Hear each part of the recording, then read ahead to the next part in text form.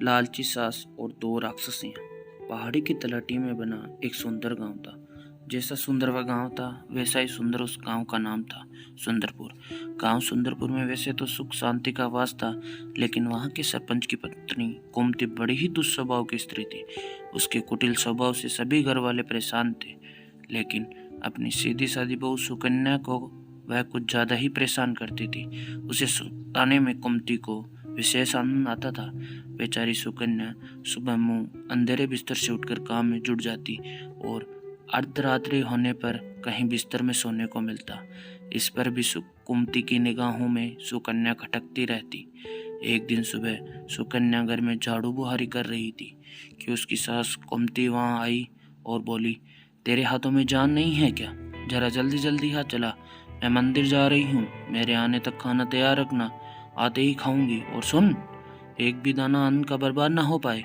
सुकन्या क्या कहती बेचारी, चुपचाप स्वीकृति में गर्दन हिला दी। घर की सफाई करके सुकन्या तुरंत खाना बनाने में जुट गई। खाना बनाते समय वह सोच रही थी, एक पल के लिए भी तो चैन की सांस नहीं ले पाती, लेकिन सासू जी है कि हर काम में मैं निकालती है। उनके ताने देने की आदत न जाने कब जाएगी।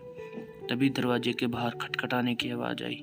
सुकन्या ने सोचा, अभी भोजन भी तैयार नहीं हुआ, लगता है सासू जी जल्दी लौट आई। उसने उठकर दरवाजा खोला तो देखा एक सन्यासी खड़ा था। वह बोला, बेटी, तेरा सुहाग अमर है, बाबा को कुछ भोजन करा दे। सुकन्या बहुत ही सुशील तथा संस्कारी स्त्री थी। उसने सोचा, साधु महाराज को भोजन करा तो दूं, पर कहीं उनकी सास कुमती आ गई तो खैर नहीं। कुछ देर सोच विचार करने के बाद उसने सन्यासी को भोजन करने हेतु अंदर आने को कहा। उनके मन में पुकार उठी, सास से डरना कैसा, मैं अपने हिस्से का भोजन दे रही हूँ। वह साधु को भीतर ले आई और अतिथि धर्म का पालन करते हुए भोजन कराने लगी। अभी साधु भोजन कर ही रहा था कि सुकन्या की सास आ गई। साधु को घर में भीतर बैठा भोजन करता देख उसका पारा 7वें आसमान पर चढ़ा। बोली, यहाँ कोई भंडारा या लंगर नहीं चल रहा, उठ भिखमंगे, बाहर निकल। सुकन्या ने सास को रोकने की चेष्टा की, लेकिन उस दुष्ट स्त्री ने सन्यासी को धक्के मारकर घर से निकाल दिया। अब उसका क्रोध सुकन्या पर टूटा। तुमसे कहा था ना, अन्न का एक भी दाना बर्बाद ना करना, और तू? सुकन्या डरते डरते बोली, मैंने तो उसे अपने हिस्से का भोजन दिया था, इतने में भला बुरा कहने की क्या बात है? अतिथि तो भगवान का स्वरूप होता है। अतिथि धर्म का पालन तो हर गृहस्थ को करना चाहिए। काफी देर तक सास बहू की तकरार चलती रही। अंत में उस कुटिल सास ने सुकन्या को भी धक्के मार के घर से निकाल दिया। वह बेचारी रोटी कलपती दरवाजा पीटती रह गई, लेकिन कुमती तो जैसे पत्थर की बन गई। उसका दिल न पसीजा। अब सुकन्या के पास एक ही रास्ता शेष बचा था कि वह अपने घर लौट आए। उसका मायका वहां से काफी दूर था और बीच में घना जंगल भी पड़ता था। सुकन्या भूख प्यास से निढाल चली जा रही थी। अचानक जोरों से बादल गरजे और मूसलाधार वर्षा शुरू हो गई। वर्षा से बचने के लिए उसने एक पेड़ की शरण ली, लेकिन वर्षा का वेग इतना तीव्र था कि बचना मुश्किल हो गया। उसी पेड़ में एक क्वार्टर बना था। सुकन्या ये सोचकर उसमें घुस गई कि वर्षा रुकने पर बाहर निकल आऊंगी। वास्तव में वह पेड़ दो राक्षसियों का निवास स्थान था। वह भी वर्षा के से परेशान पेड़ की ओर ही आ रही थी। एक बोली, अब तो चल, ला भी नहीं जाता, वरना मन तो कर रहा है कि सोना टापू चली जाऊं। दूसरी राक्षसी बोली, इसमें क्या बड़ी बात है, यह पेड़ हमें अभी उड़ाकर वहां पहुंचा देगा। कहकर दोनों पेड़ की शाखा पर बैठ गई। उधर थक की हारी सुकन्या की क्वार्टर में घुसते ही नींद आ गई, लेकिन पेड़ के उड़ने से लगने वाले झटकों से उसकी नींद खुल गई। पेड़ को उड़ता देख वह घबरा गई। शेष कसर बार झाँक कर उसने पूरी हो गई।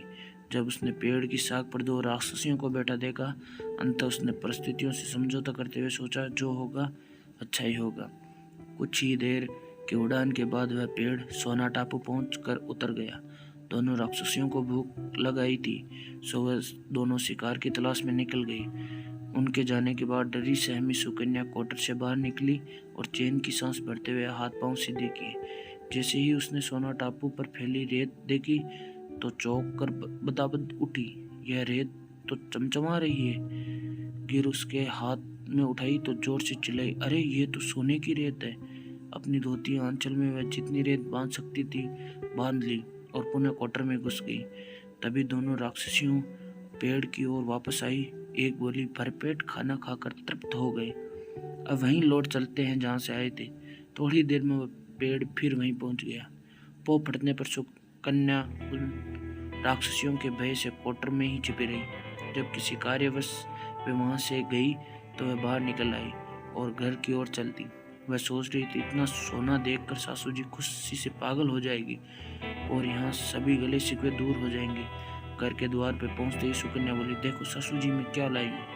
यह कहते हुए घर के भीतर प्रवेश कर सोना मिलने की पूरी घटना सास को बता दी। कुंती कुटिल तो थी ही, बोली, बहुत काम सोना लाई रे तू। सासू जी हमारी 3-4 पीढ़ियों के लिए काफी है, सुकन्या ने उत्तर दिया। अरे मूर्ख, सोना कभी काफी होता है क्या? जितना हो उतना कम है। अब मैं जाऊंगी, फिर देखना कितना सोना बटोर कर लाती हूँ। सुकन्या ने अपनी सास को बहुत समझाया, पर उस लालची मुड स्त्री ने उसकी एक न सुनी और जाकर उन्हीं पेड़ पे उड़कर चला। कुंती उत्कर्ष जाग ही रही थी, तभी उसके कानों में एक राक्षस का स्वर टकराया। आज मछली खाने का मन कर रहा है। दूसरे ने उत्तर दिया, चलो मत्स्य द्वीप पे चलते हैं, वहाँ बहुत मछलियाँ खाने को है।